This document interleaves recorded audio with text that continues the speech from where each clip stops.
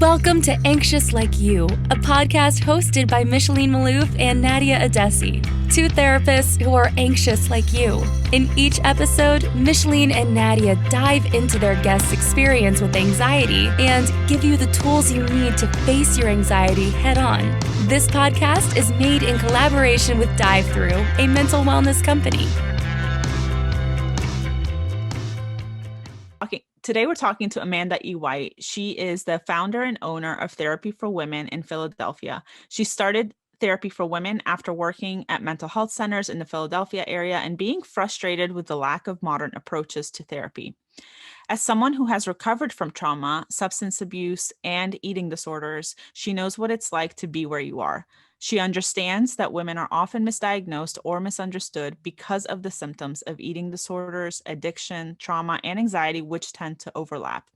She has made it her mission to team up with relatable therapists to provide compassionate, unintimidating therapy that also provides you with real tools to create real change. On today's episode, we talk about Amanda's own struggles with addiction, eating disorders, and she gives us some valuable tips and information to help you through if you are somebody who is struggling with this. Please leave us a 5-star review and take a screenshot of this episode and share it to social media and tag us both at Evolve and Bloom, at Micheline.Maloof, and at Anxious Like You so that we can reshare your stories and know that you're listening. We love to see what you think of the episodes. Welcome back to our podcast, Anxious Like You. Today we have Amanda E. White, owner and founder of Therapy for Women. I'm sure you guys have seen her Instagram inspirational posts, great, relatable, and helpful, super helpful posts. So welcome, Amanda. How are you doing today? I'm good. Thank you guys so much for having me. Obviously we know each other through social media and TikTok and stuff. So it's so nice when I get to actually have a real conversation besides just DMing people. Oh my God. Yeah. We meet. I know I had seen your Instagram like a while back, and it's just so cool because you're so amazing at what you do. And you're right. Like, we meet people online, like we feel like we know them because we're following their content all the time. But then you realize, wait a minute, I've never actually spoken to this person. It's so true. So many on social media are my best friends. Yeah. I haven't spoken to them ever, but I'll look at therapists, I'll comment on their posts, and I'm like, yeah, that's my friend. I'll tell people it's my friend. But it's nice to actually meet you officially today. Yes. Well, I love your guys' content so much. You guys are more of the TikTok queens than I am. So I feel like, it's so cool to watch how amazing your guys' platforms have blown up. I'm still a TikTok newbie trying my best here. You're killing it on TikTok. You're killing it. You're doing such a great job. So I think TikTok's one of those things where, like, you come on and you're like, okay, what do I do today? And it's interesting because there's like, for me personally, there's like that part of me that's like, I want to be like totally goofy myself. And then there's the part of me where like my audience doesn't know me as that. So like, I just give tips. So like, maybe I should just do a tip.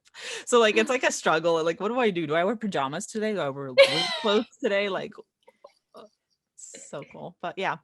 So it's tell funny us too, because I feel like it's like certain things you post on TikTok that like work on TikTok, and then you post them on Instagram, and it's like not the right space to be posting that on Instagram. Yeah. Oh my gosh, the audiences are so different. Yes. Yeah. So let's jump into your story, because I know that on your profiles you have on your bio, which I wanted to talk to you about, you put retired party girl to relatable therapist. So tell us about your story and your journey to becoming a therapist. Yeah. So I struggled with substance use, specifically addiction, for a long time, and also an eating disorder, kind of throughout my whole life. And I struggled throughout high school and college, and I saw a lot of therapists who were not relatable and who were very like blank slate therapists.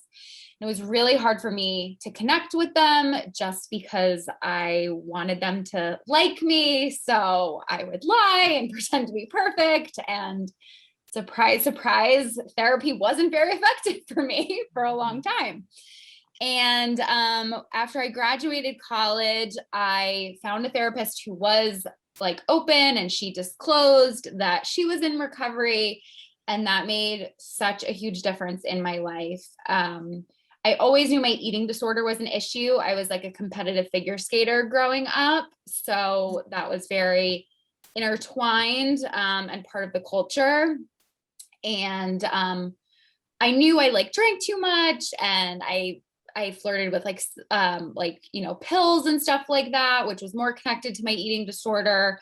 But I didn't really realize I had a problem with alcohol until I kept relapsing in my eating disorder by drinking. And that's when I really became really passionate about the overlap between those two and how those two things interact. And, I kind of had a moment in therapy with my own therapist of, I promised myself that if I made it to the other side and I got into recovery, that, I would spend my life doing the same and helping others. So I feel really grateful to have that opportunity. Wow. I actually got goosebumps just from like making it to the other side, because obviously you did. You're here, you run a treatment, or you run a clinic, right? Therapy for women. Yeah. Where you have other therapists who work with you as well. Yeah. That is awesome. And it's so interesting, the connection between addiction and eating disorders. And I feel like that's not spoken about enough, or if it is, there's a stigma behind it. Yes.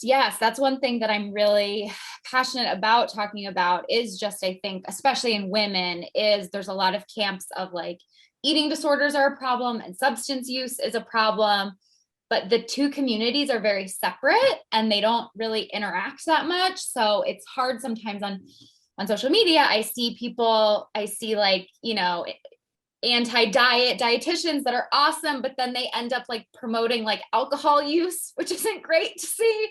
And then you'll also see, people who are in recovery that then start promoting eating disorders because it becomes like weight loss and be as fit as possible. And they don't understand that ends up promoting like, clean eating can promote orthorexia and other things. So it is an interesting, I'm trying to show the overlap. No, you just made a good point, because I'm thinking too, when I see anti-diet dietitians or even just other therapists posting about like loving your body, eating what you want, drinking what you want, it's never even clicked to me that, hey, that might be a little problematic. So and it's not to say, right, like everyone who has an eating disorder, everyone shouldn't drink, but that's why I'm really passionate about like normalizing the idea of, if someone looked at my drinking, they wouldn't necessarily say that I was an alcoholic. I mean, I did get sober through AA.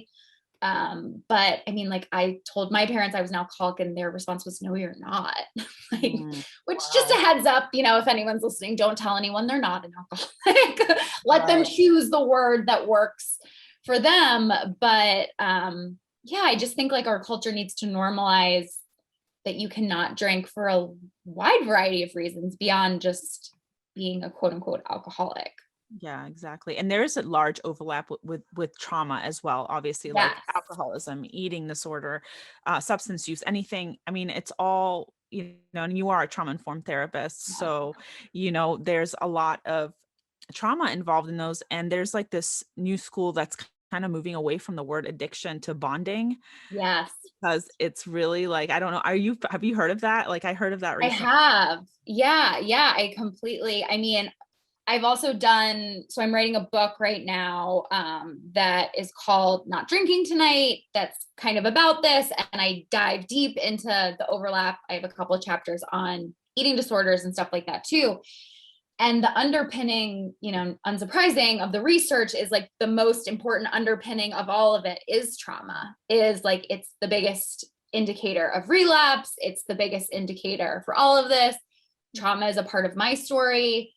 And I know very, very, very few people who have substance use issues who don't have we all have trauma, right? But like, especially some type of pretty impactful trauma if you're using substances. Mm-hmm. And now you mentioned that when you told your parents that you were an alcoholic, they replied with, no, you're not. And what do you think led to them saying that? Yeah. I think it's really interesting too, being on the other side of it, because I work with parents now, or I work with, people of loved ones. So there's like an interesting dynamic of, I think my parents wanted me to be normal, you know, like there is so much stigma of being an alcoholic. There's so much stigma of, that you're stuck that way forever, that there's something wrong with you. My parents were very concerned that I would never lead like a quote unquote normal life if I had this label.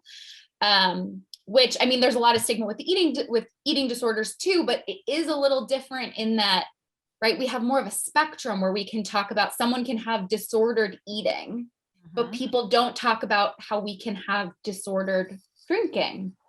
And why isn't that something we can talk about? Because people do go through phases and can go through different parts of their life where maybe they don't have a great relationship with alcohol, but that doesn't necessarily mean they can never have one. Yeah. So your realization of understanding that, okay, maybe there's a problem here was that you used alcohol or substances to cope? Yes. I mean that, and it's like, so I had an eating disorder, and I realized whenever I would have some time in recovery from my eating disorder, I mean, hopefully this will trigger warnings, obviously, because we're talking about triggering things. Yeah. I fell into more of like the bulimia side of things. So I would literally like binge and purge when I would get drunk, essentially. So it kept being the cycle where no matter how well I was doing, I would drink, which is a common thing that happens in all different types of addictions, whatever you want to call it, right? Of people, when you get under the influence of one substance or thing, you end up kind of wanting your other thing, right? It's why it's really hard for people who use substances to drink, because a lot of times they end up wanting to, use the other substance that they were using to begin with. So yeah, I had a realization with my therapist that I wasn't going to be able to, I was sick of going around on the merry-go-round of relapsing over and over again. And it was like, okay, something's got to give here. So when you would drink and you said it would trigger the bulimia again, was that like triggered for a while and then you would have to go through recovery all over again each time? Yeah. I mean, for me, again, and it looks different for everyone, I think regardless of where you fall in the spectrum, I think eating disorders, people don't always understand that they're very connected in terms of, right, restriction can lead to binging, which can lead to purging, which leads to restriction. Whether you purge or you just do starvation and binging, typically they all go together. So yeah, I would like get really drunk. I would do things that I was like ashamed of, right? I would like also like trigger old trauma a lot of times too. And it's not quite the same, right, as like a substance use where I would have to like detox, quote unquote. But the cycle of being an eating disorder is super addictive, especially with purging, because it messes up your hormones, it messes up your like blood sugar. So like you're super hungry, but you're not. And it was a very addictive cycle for me. Mm-hmm. What triggered, do you think, initially the eating disorder, or did one come before the other? You said eating disorder came first, or? Yes. And it's like interesting from my parents' perspective too, because it was always, it was never a question of whether I had an eating disorder. It was like very clear that I did. Where my drinking and stuff like that was really took off in college. So they didn't have as much of a firsthand experience of that. I mean, I think it's a lot of things, as it is for a lot of us. Like I said, I was a figure skater, so there was pressure to be thin. I also moved a lot growing up. So I went to like 2 different elementary schools, 2 different middle schools, 2 different high schools. So there was a lot of like not fitting in. If I look different, people will like me, they'll accept me. And then that fed right into drinking too, because I had a lot of social anxiety from moving and other things. And alcohol felt like, friends in a bottle. It was like the solution to, I could be outgoing. This is great. Yeah. Wow. It's liquid courage, or Right. people call it, or that like you feel like it's a cushion that gives you that extra support. I mean, once you can drink and yeah, the moving a lot, I think that's a trauma that a lot of people don't recognize as a trauma, like military kids. I was somebody who moved like 3 countries before like age 8. So, like, yeah, it impacts, the bonding with other kids, the attachments, the, self-esteem issues. So I think all of that, yeah, definitely plays a role. So I'm asking that question because I think a lot of people minimize their own traumas and they say, like, I don't like, I didn't have trauma. Like, I'm an alcoholic, I didn't have trauma, or I have an eating disorder, but I didn't have trauma. And, the importance of like, what could lead to that? Like, what could lead to somebody having an eating disorder or drinking or substance use in general? It's different for everybody, like you mentioned earlier. Absolutely. And I think the different factors, right? Like, as we know, like they compound on each other. It's not always just one thing. It's the genetics. It's that one thing compounded with the other thing, compounded with what's happening in your life. That is like the perfect storm for it all to just, happen. Yeah. And so we looked at your website, of course, and it mentioned that you wanted to take more of a modern approach. And this is kind of what it sounds like understanding trauma, understanding the connection between things. Is that what you feel like you lacked in other therapists when you were younger, when you were trying to maybe impress them? Yes, definitely. I think the other thing, even when I did have a great therapist who I worked with, there was a lot of, I had a therapist who would work with eating disorders. And then you figure out you have trauma, and then it's like, okay, well, you got to go see the trauma therapist. Then you got to go see like the nutritionist, and you got to go see the, psychiatrist. And then you need to go here for the group therapy. And it felt very frustrating to me that it was just like, why? I just want someone to be able to like see the whole thing and see how they all interact together. And before I opened my practice, I worked in a long-term rehab facility with women. And I was just shocked by how many women, even if they didn't think they had an eating disorder, they ended up like developing one after getting into recovery, realizing that they had an eating disorder maybe before they started using substances, and that solidified that, or they gained weight after they got into recovery, and then they were like ripe to it's crazy to think back at just a lot of modern substance use places, even now, like preach, they like are ripe for eating disorders because they're like, no sugar is addictive, no this, no that. And they, take snacks away from people and say to everyone that this is addictive behavior. And it's like, some of these people haven't eaten eaten enough in years. Yeah. Of course they're going to be wanting food and be like acting like that. It's normal. Of course. So even being in this space, like this is something that I don't specialize in. So hearing this from you is almost like one of the first times I'm hearing about this, and it's just clicking in, especially what you just mentioned in rehabs where there's a lot of limiting on certain things. And it's so much shame. That's another big thing of mine too, which I talk about in my book a lot, but it's really intertwined obviously with substance use. It's just like everything is, well, that's alcoholic, that's addictive, you're just an addict, this is addict behavior. And like you guys have talked about as trauma therapists, like you guys think of everything, right, as like what need isn't being met, why would someone act this way? And it's because if you like haven't had enough food for many years, you're going to if you grew up in food scarcity, that is traumatic, and it is going to cause you to interact with food differently. If you don't have solid connection or love in your life, you're going to be more likely to have some like funky attachment stuff and maybe be in unhealthy relationships, or maybe jump from relationship to the relationship. And we can't pathologize everything because it's not helpful. And I'm hearing the link, like you mentioned earlier, like when you talked about like intuitive eating dietitians who are not anti-diet dietitians, stating, these things like, oh, you can just like have this and how it could breed that. So I'm thinking back at somebody that I knew that talked to me about the Overeaters Anonymous. Yeah. Yes.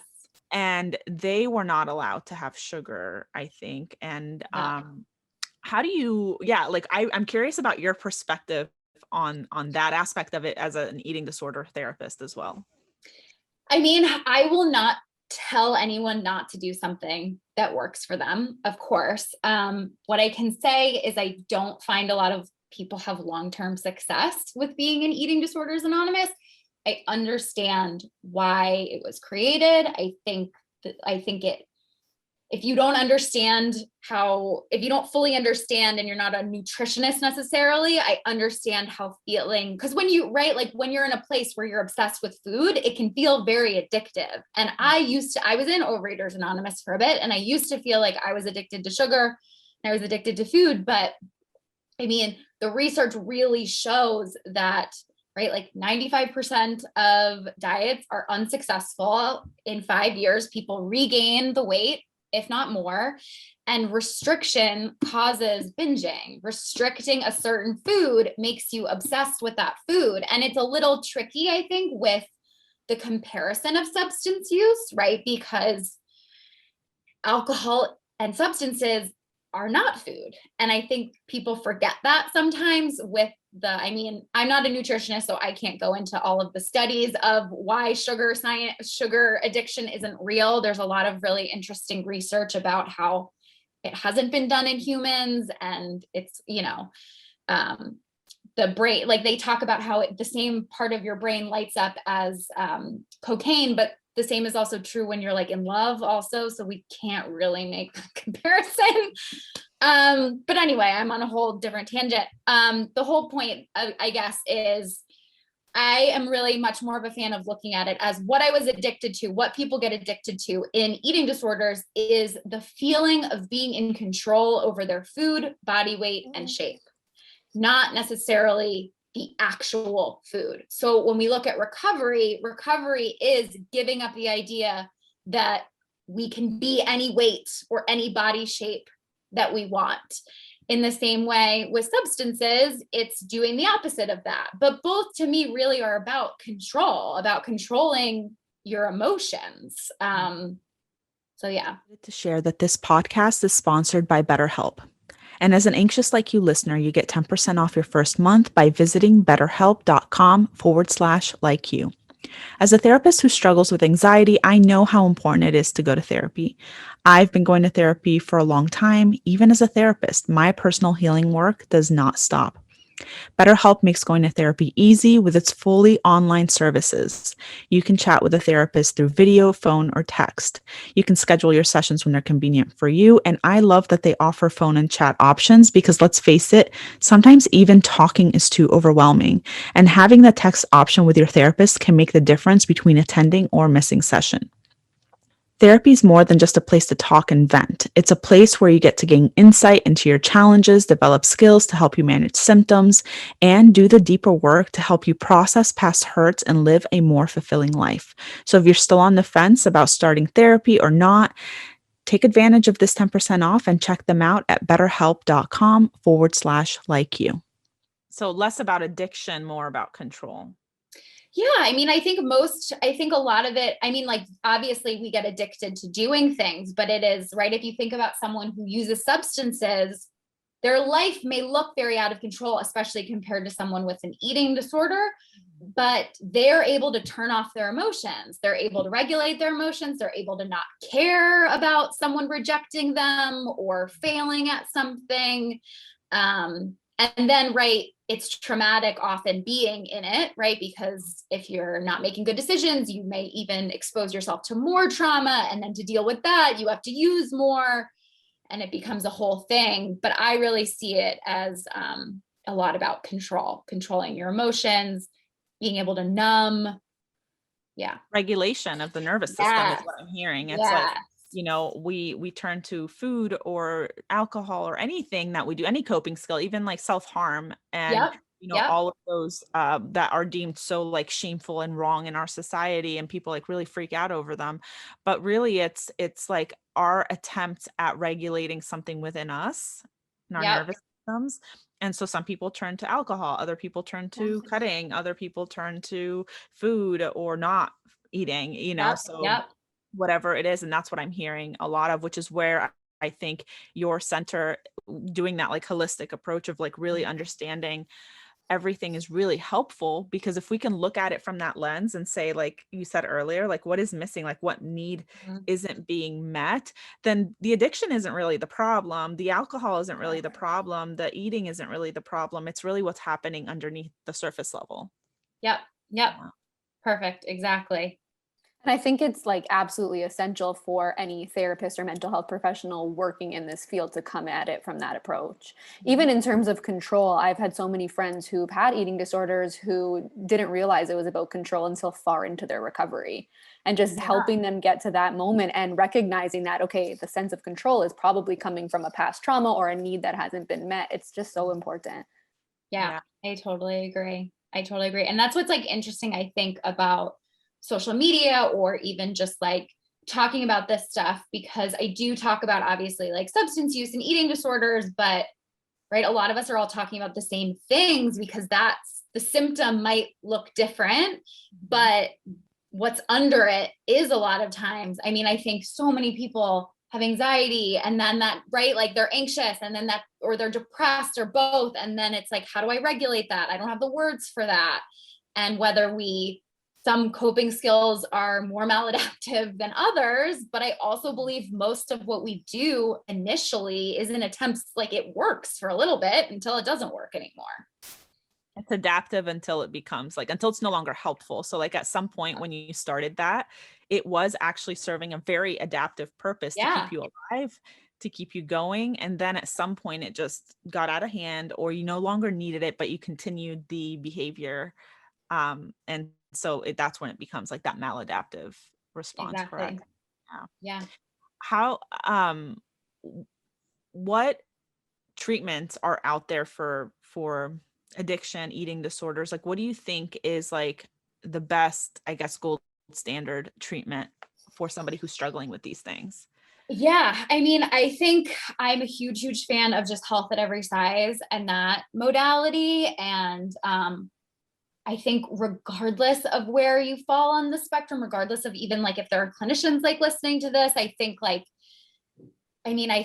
helping people not be obsessed with their weight and helping them look at it of what health promoting behaviors can we focus on besides weight loss is just so helpful and important. I also really love the focusing on, like the old school kind of treatment of eating disorders was if someone felt they were fat or whatever, you would be like, no, you're not fat, you're beautiful.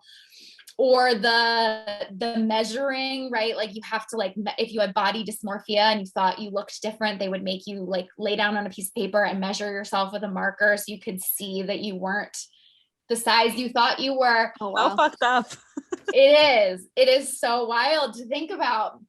And it's like, no, actually we could just, rather than arguing about it, we could just be like, you know, why is it important to you to be this weight? What is under that? What else can you be like, what else in your, right? Like, to me, it's like the one thing I know for sure is our bodies will change no matter what.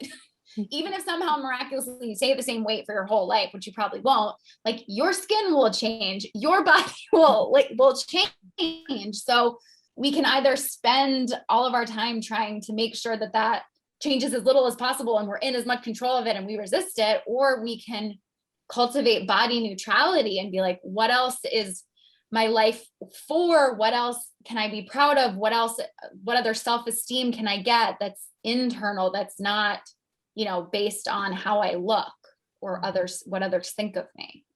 Mm-hmm. And I guess with substance use and stuff like that, I think it's really depends on the person and what they're dealing with. I mean, I think that AA is a phenomenal way to get connections and get support. It is still one of the easiest ways to get community, but it doesn't work for everyone. And I think I get really sad thinking about how many people have been turned away and been told they're resistant and that they're unwilling and bad and whatever for being like, I don't like 12-step programs. So what's really great is just with social media, with modern technology, there's a lot of Instagrams, there's support groups online. There's a lot more options now for people to explore. Yeah. their substance use. AA has been something that I think everybody knows what AA is, but I've heard some people not like AA because of the God component or the, Mhm. higher power component of it. And I've heard people say like, well, I don't have an option because this just didn't work for me.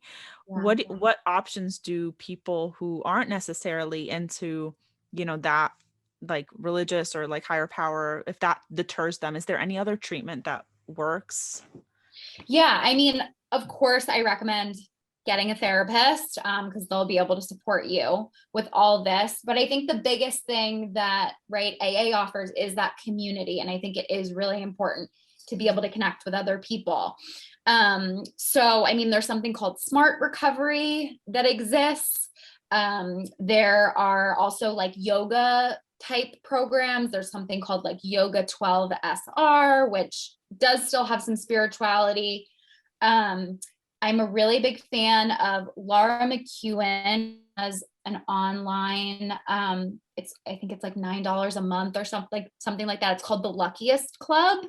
And it is like, it's like Zoom meetings and different workshops and stuff like that with other people that have been sober that are in the space. Holly Whitaker has a program called The Temper, which is awesome.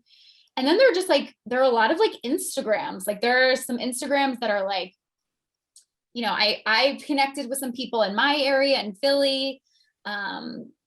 You can get into like clubs or things like that, like yoga. I mean, obviously we're recording this in like COVID, but non-COVID times, like joining a gym or taking art classes or going to a yoga studio or joining a running group or something like that, where you just connect with someone else, not over drinking in a bar. You don't only also need only people in your life that don't drink. Like, yes, I think it's important to have some people in your life that have that shared experience with you for sure. But I think there are a lot of people too, especially if your drinking is more on the mild end. I mean, like people still can go up. You could still maybe go out to bars. You could still keep a lot of your friends. Like I think the spectrum depends, but I think it's unfair to say to people, if you're questioning your alcohol at all, like you're an alcoholic and you have to totally like abandon your life and everything, because it just creates such a high bar and so many people are left out of the conversation then. Yeah, I was wondering about that because I think I saw you make a video on TikTok. I think it was you. I'm not 100%. Probably. But it was about I do a lot of myth busting around it. Yeah, and I think it was about like that if somebody's an alcoholic, then they shouldn't drink at all. And I know that that's like a 12-step like AA thing, but I know that there's other schools and there's other there are people that can be alcoholics and still drink. And okay, so can you talk to us about that? You have to stop drinking completely, I guess, if you realize that you have a problem. I mean, again, like I'm always someone who I don't know, I don't live anybody's life, so I can't tell. And it's funny because people do get very upset at me if I say that. But I also believe harm reduction is a very real, valid tool. And especially I think of, again, from the trauma perspective, I think of if someone is in a place where literally alcohol is like keeping them alive or keeping them in their day-to-day thing. Like if they are think about like the moms who are like working and parenting in the pandemic and struggling, like if it is keeping your head above the water, I don't think it's necessarily the best idea to just be like, give it up completely 100%. Obviously, go see a therapist if you can, get support. Don't quote me on this. I'm not saying you should keep drinking, but I think that looking at someone's drinking, moderating it, cutting back can still be of value. I mean, I even think that one thing that I talk about is if you're someone who just wants to drink less, you can also like, one thing that I think is really important is sometimes we get into like the habit of like drinking every night or drinking certain days of the week, and they make really great like mocktails and alcohol-free versions of things. And sometimes you just want like a break. You just want the ritual of it. And sometimes like drinking an alcohol-free beer or drinking a mocktail will do it for you too, or at least like try that and then maybe have one and like notice how you feel. So yeah, I think everyone's really different. And I think it is important to recognize that alcohol is an addictive substance. So it naturally creates a thirst for itself, which is different than other types of behaviors. And there's a lot of research about why moderation is really, really difficult with it. So I do recommend, if you're someone where you feel like your drinking is escalating, to try to take at least 30 days so that your brain can heal. I mean, alcohol really negatively impacts sleep and other health behaviors. But you also have a right to experiment and try. And sometimes we need to learn for ourselves that moderation doesn't work. When you say take 30 days, you mean stop for 30 days? Yeah, that's typically my recommendation of where to start if you can, just because sometimes when you first stop drinking, it feels worse before it feels better. So sometimes if you only take like a week or 10 days, or you just try to cut back, you don't get to experience any of the positive benefits of actually feeling good. Because sometimes people will stop right when it starts to get harder. Really hard. Yeah. And I'm happy. Sorry, go ahead. I'm happy you brought up harm reduction, because from a social worker's perspective, that was kind of what was drilled in us, probably for my 4 years in my bachelor's degree, of this is proven, this is what works. And I don't think enough people know about it because it's still fairly new. But it is important.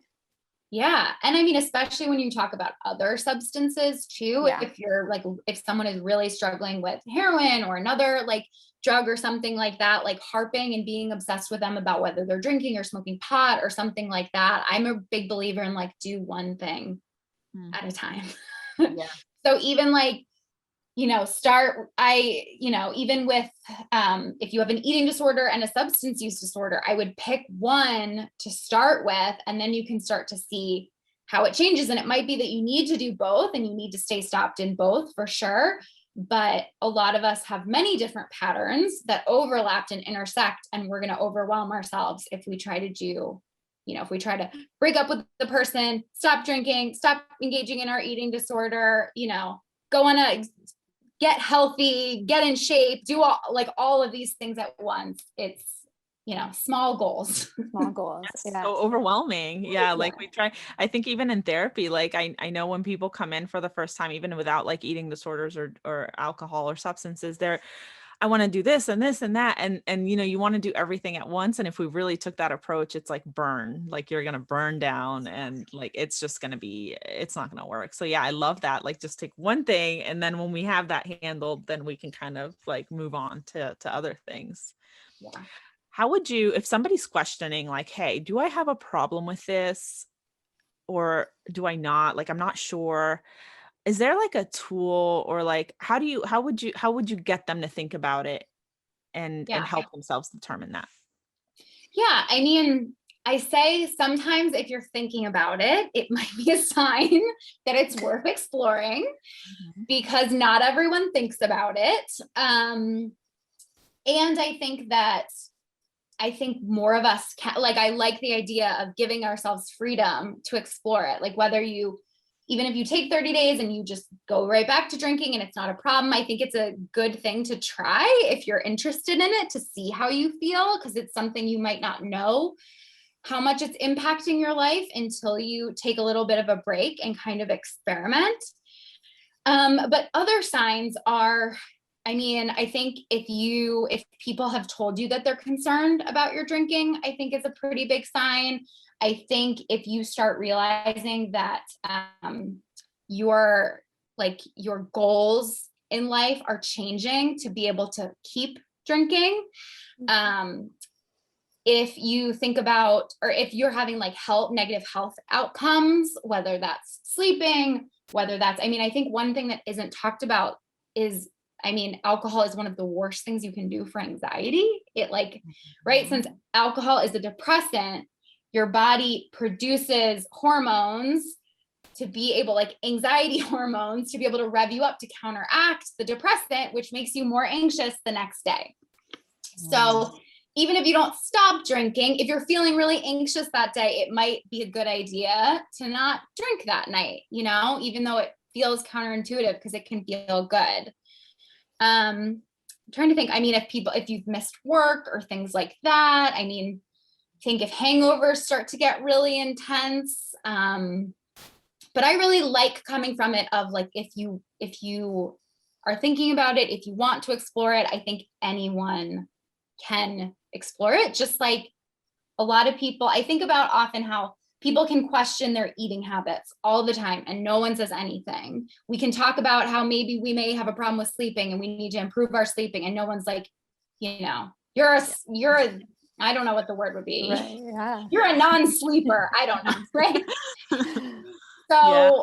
I mean, I think that you have freedom also to experiment and see, regardless. There isn't one sign necessarily, but if you Google things, there are plenty of signs of people that will tell you different things that might not be everyone's experience. Mm-hmm. That is very helpful. And like one of the points that stuck with me is if you're changing your goals or your life kind of decisions to continue doing what you're doing or to work in a way that'll allow you to keep doing what you're doing. So that's important for our audience as well. If you are considering it and you kind of relate to any of those things Amanda just said. Yeah. And I think to your point, Nadia, like, I think, right, because in therapy, our goal is to be able to help people meet their goals, live a life that's in alignment with their values. And I think like often what can happen is we start drinking and we start making decisions or choices that are out of alignment with our values. And then we feel like crap about ourselves. And then we feel shame and we beat ourselves up. And it becomes just this negative cycle where if you, one of the best ways I think to build self-esteem is to start taking action that's in alignment with your values. Mm-hmm. I love that. And I really love that you mentioned the anxiety that happens as a result of drinking, which people actually drink to reduce in the first place.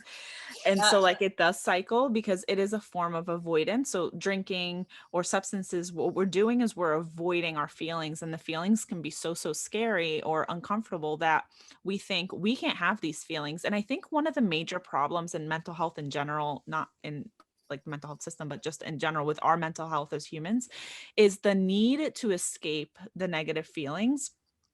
Like we don't have any tolerance towards them, and we're taught, and I think it's unfortunate because our society has really bred this like toxic positivity and just smile and just be happy and just, you know, everybody just shows this picture perfect video or image of themselves on social media. And so we feel really a lot of shame when we don't feel okay, or maybe we're grieving something for longer than we think we need to grieve. We're not grieving at all because we need to man up or, you know, be strong for this other person. And so we turn to substances, but these substances are actually making things worse because of the biology and like how they interact with our bodies. And now it feels bad. So what do? Oh, we got to drink again. And it's like this horrible cycle.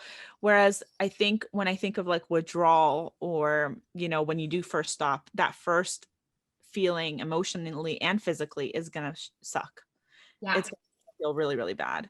But if we can get through that hump, as with anything, setting boundaries, learning how to say no, you know, whatever you're working on in the mental health world, not just, you know, eating or drinking or, you know, any of those things, but just getting through that hump of like learning to tolerate those uncomfortable feelings and learning to move through them, I think is a really, really difficult, but very important part to healing. Would you agree with that? Absolutely. And I think it goes back to what we were talking about it's why I think substances and anything that gives us that sense of we can control our emotions, we can numb, we can avoid, it can be so addictive just because it creates this self-fulfilling cycle of we become dependent on that to be able to manage our emotions and, you know, experience stress because we don't have that tolerance to be able to sit with the discomfort. We then don't learn coping skills to be able to deal with it. So yeah, I think it's one of the biggest barriers in people staying in recovery is that, there's lots of jokes and memes about you get all your feelings back and it's like terrifying when you get sober, because a lot of times people haven't felt emotions in years when you're depending on your use and stuff like that. Yeah. Scary emotions. So scary. Yeah. And I think to your point too, like, right, a lot of us aren't taught as kids, like our parents were like, shh, don't cry, you're fine, you're fine. Right. You know, we're fine, everyone's fine. So your parent, I mean, I don't know about you guys, but like my parents weren't like if I was upset or something, it wasn't like, let's sit in this. Never. Yeah. Talk about this. This is a normal emotion. You're okay. Yeah. It was let's just get to the other side of this as quickly as possible.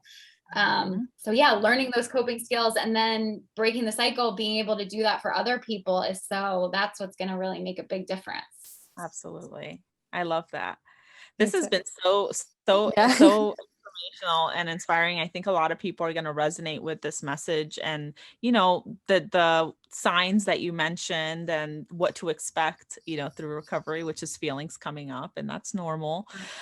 So thank you for that. Where, can people find you? I know you mentioned you also are writing a book, so tell us a little bit about that too. Yeah. So the book isn't going to be out until January. It's called Not Drinking Tonight. So it'll be out in January. So we have a bit, and you can find me on Instagram or TikTok at Therapy for Women, or my practice is therapyforwomencenter.com. Amazing. It's been a pleasure chatting with you. Thank you for coming on and talking to us about such important topics. Yeah. Yeah. Thank you guys so much. This was great. Thank you. Thanks for tuning in. If you like what you heard, make sure to subscribe and leave a review. Join the Anxious Like You community by following @AnxiousLikeYou on Instagram. See you in the next episode.